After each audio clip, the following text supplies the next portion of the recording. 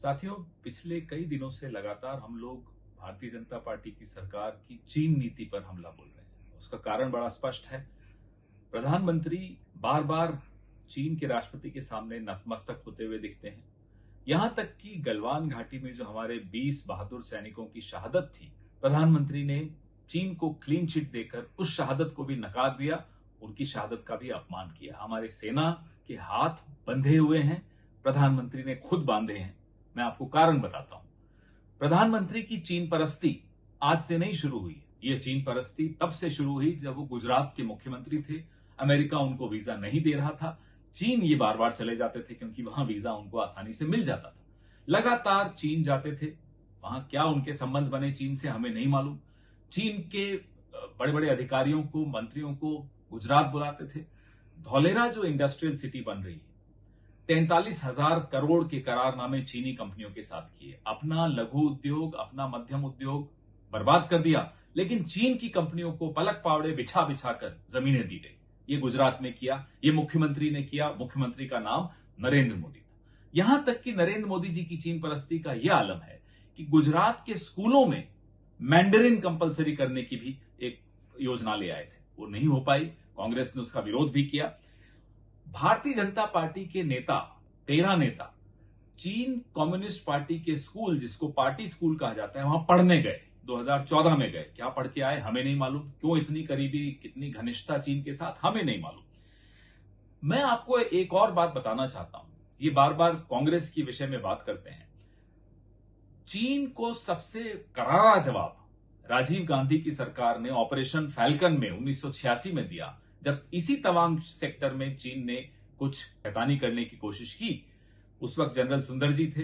राजीव जी और जनरल सुंदर जी भी अच्छी टीम थी। राजीव गांधी की सरकार ने फौज के हाथ नहीं बांधे हुए थे। ऑपरेशन फैल्कन हुआ। ऑपरेशन फैल्कन जब हुआ, चीन घबराहट के मारे नेगोशिएटिंग टेबल पर आया। फ्लैग मीट हुई, नहीं तो वो फ्लैग मीट भी नहीं होनी थी। फ्लैग मीट के बाद चीन पीछे हटा। पीछे हटने के बाद राजीव गांधी ने उस मौके का पूरा फायदा उठाकर अरुणाचल प्रदेश को एक राज्य घोषित किया। यह होता है राजनीतिक इच्छा शक्ति। आज की तरह नहीं, मुंह खोला तो क्लीन चिट दी, अन्यथा मुंह ही बंद रखा चीन पर। ये चीन से घबराहट प्रधानमंत्री की, इसके पीछे कोई राज है। वो राज क्या है, ये पूरा देश जानना चाहता है। आप चीन के आगे नतमस्तक क्यों हो जाते हो? आप चीन के आगे घबरा क्यों जाते हो? आप क्यों चीनी कंपनियां, वो भी ब्लैकलिस्टेड चीनी कंपनियों को ठेके दे देते हो? आपका क्या रिश्ता है चीन से?